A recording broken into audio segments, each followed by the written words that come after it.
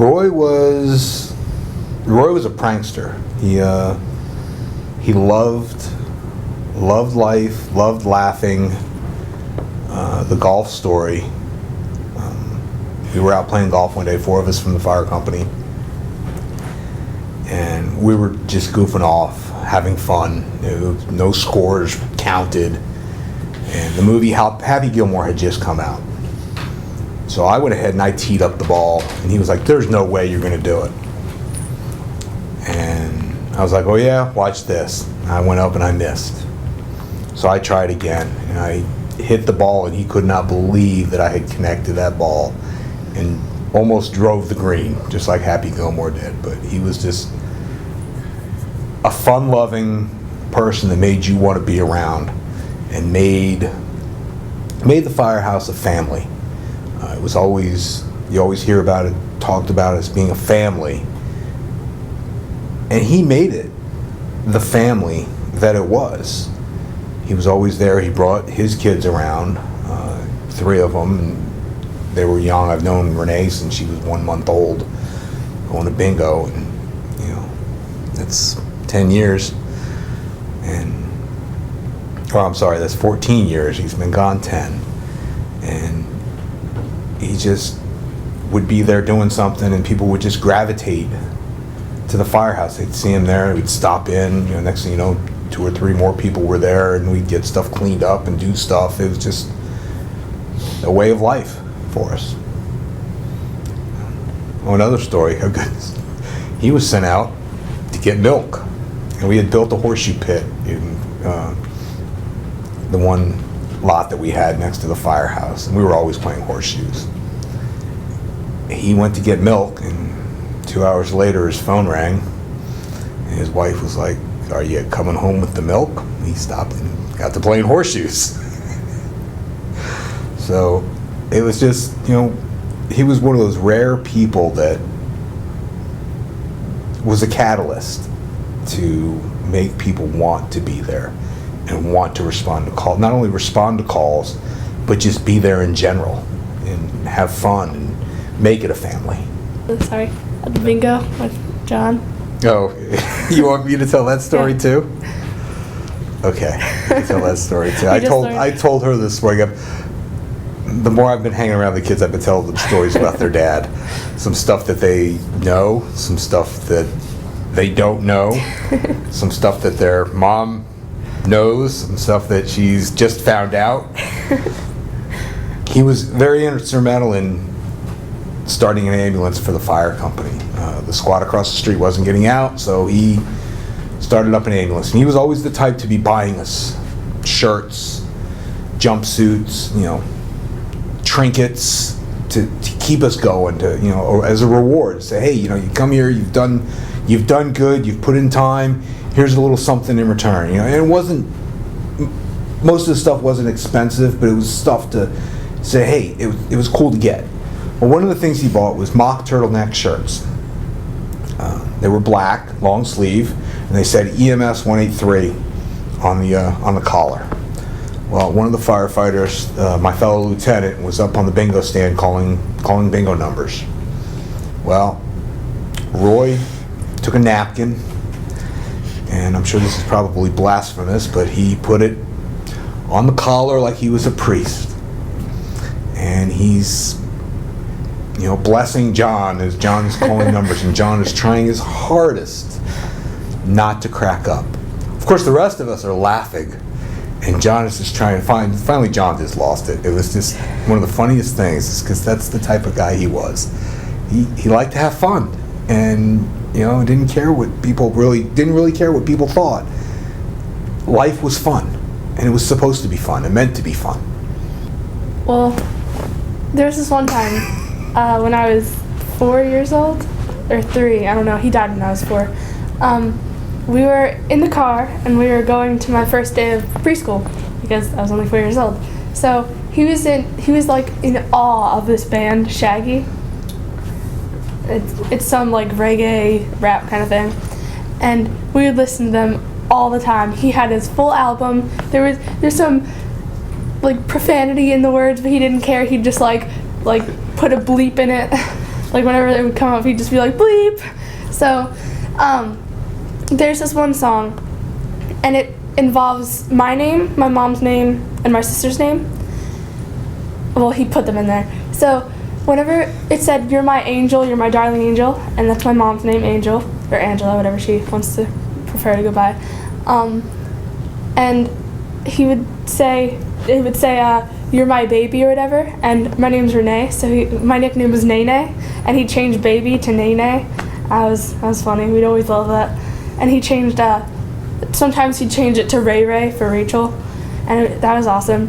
And another one that I remember is preschoolers don't really get projects. They kind of just get like go home and make a like fun hat out of a paper bowl or something. So we did, and mom was at a meeting for the firehouse, I think, and dad had something wrong with his leg, so he couldn't go. And so we had this couch, and it was just a normal couch, just like normal couch. And there was this little like middle seat that had a back that like came down. There was like a table and cup holders and whatnot, like any classical kind of couch. And he got me a styrofoam bowl because I had a tiny little head like this big, so my head fit in it. And he was making a puzzle on the place right here, and I was finding everything around the house that I could put on here. I was finding every single thing. I found like a little piece of yarn. I glue it on there. I found anything. So he got up to use the bathroom, and I was like, I'm gonna take this puzzle piece. So I took it. He was putting the puzzle together, like gluing it and whatnot. So we had really strong glue. So I took the puzzle piece, put it on, and the really strong glue, not the little Elmer's glue. It was like really like super glue, I guess.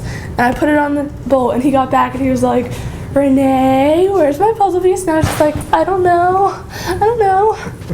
And he was so upset, and he like had to cut it out of the styrofoam bowl, and I had to start all over again.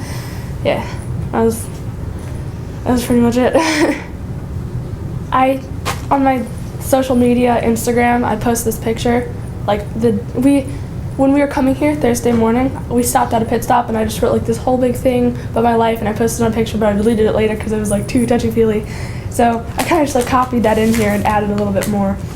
Okay, so let me start out with saying that things are finally coming together for me. My life is starting to make sense and become clear for me.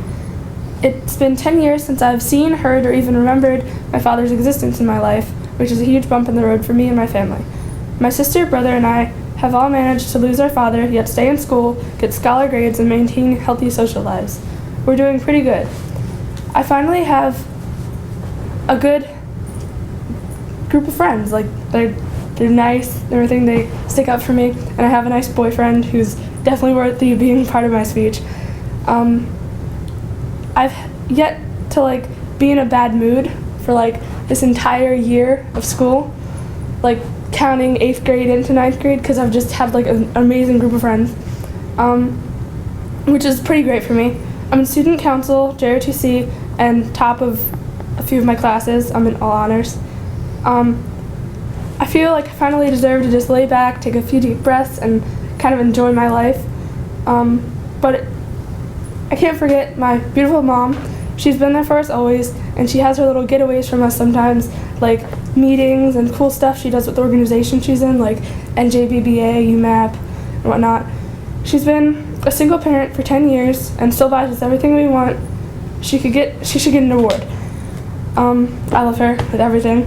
And then let us not forget my great dad. He's my mom's boyfriend of the past 9-10 months or so. He's been here for plenty of years with us, even when my dad was around.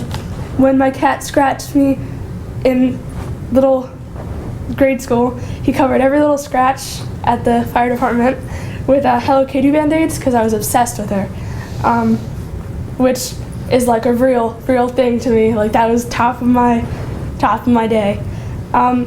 Every day he helps men and women of all ethnicities. He fixes smoke alarms. He goes in fires for his volunteer fire company. We could be sitting at dinner any day of the week, and his pager would go off super loud. He'd get his coat on, kiss mom, and dispatch. he's always been like a father to me, even when my dad was around, and I know that he cares about us all like one of his own children. This courageous man is Vince Cochrane, right next to me. My mom started out with 2 pretty little girls and a cute little son, and now she's fortunate enough to end up with 2 beautiful young ladies and a handsome son who's very successful. Before I make anybody cry, I'd also like to share that I've made many new friendships with my big buddies, littles, and everybody else in the N Triple F. But most importantly, people like Miss Pat and Miss Linda. I think the most intriguing part of my loss, though, would be meeting my wonderful and beautiful best friend, Jessica Lynn Blanchard, who I met a little over a year ago at a Comfort Zone camp. I love her with my all, and I'll always stand by her side forever. I might have found my prince, but my dad will always be my king. That's my favorite quote about grief. I'm really proud of myself in the past couple of years and who I've become. And I know that if my dad were here, he'd probably be proud of me too, just like my mom. That's it. He would be proud of you. Yeah. I know he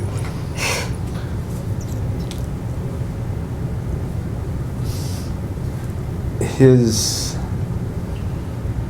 selfless dedication to not only his family, but to the fire service. He started when he got out of the Navy and joined the fire company. There were not very many members, and the mayor pretty much gave him an ultimatum and told him, you have so much time to bring this fire company around, or I'm going to make it a substation of the station uptown. And through his personality, he recruited members,